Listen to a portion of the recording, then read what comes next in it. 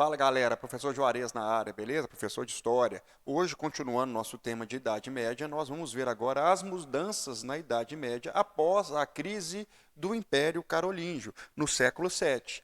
Ou seja, a partir do século VII, nós temos um processo de fragmentação política e territorial. E essa fragmentação política e territorial vai levar, então, à formação de um novo sistema político, econômico, social e cultural que surge no século VII, principalmente na França, parte da Germânia, Alemanha, que não existia ainda, e da Inglaterra. Então, entendam, quando você estuda o feudalismo na escola, você está estudando principalmente a França.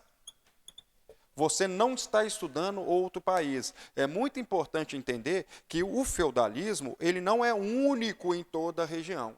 Tá? Ele varia tanto da Inglaterra, da França. Quando a gente fala, então, de feudalismo na escola, nós estamos falando da área principalmente francesa. E aí você tem uma manifestação, como nós falamos as aulas anteriores, de um hibridismo. E esse hibridismo está presente em todas as áreas econômica, política, social, ligados principalmente aos reinos germânicos. E aí, professor, então, legal. Hoje nós vamos trabalhar então a parte estrutural. Alguns autores gostam de falar de estruturas, né? Essa parte cultural da Idade Média, e alguns autores gostam de interpretar dizendo que o meio físico construiu a forma de pensar, e outras pessoas gostam de falar que a forma de pensar constituiu o meio físico. De qualquer forma, vou trabalhar dos dois âmbitos para você refletir sobre o assunto. Essa sociedade, materialmente falando, ela é manifesta em três grupos. Principalmente o da igreja, o pessoal da nobreza e o pessoal da servidão, que é o sistema econômico de produção. Ou seja, desde lá do século V, quando Roma caiu e os germânicos começaram a tomar conta do território, houve uma separação social entre guerreiros e camponeses. Isso começou lá na Germânia já.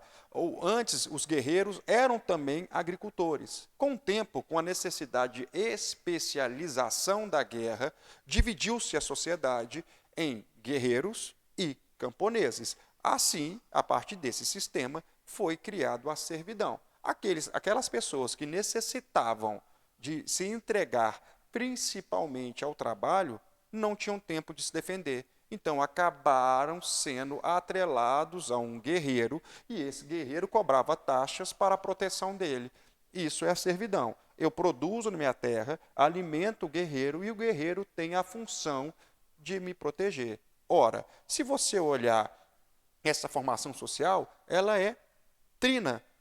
E aí, o que é interessante pensar é que a igreja também pregava a ideia da trindade, criando uma sociedade chamada de uma sociedade de ordem, que do latim é ordus, ou seja, da parte de Deus. Observe o material andando junto com o metafísico, com o campo de ideias. Você está tendo aqui a igreja pensando esse sistema físico, ou o sistema físico pensando a ideia da religião, afetando a forma de pensar do homem.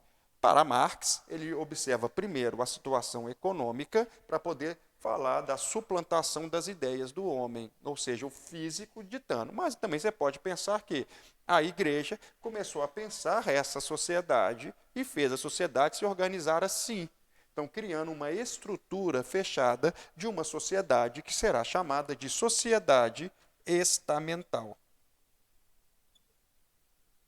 Ou seja, dividida em estamentos, fechada, hierarquizada, sem nenhuma alteração, seguindo a ordem espiritual da igreja.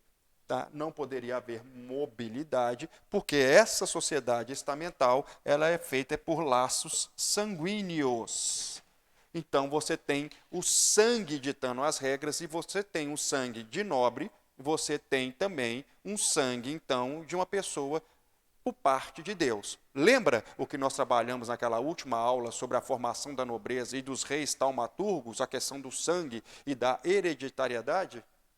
Então, e isso aqui é importante entender. É aqui, lá na época germânica e do Império de Carlos Magno, é a origem dessa forma de pensar sagrada, sanguínea da sociedade. Beleza? Um abraço e até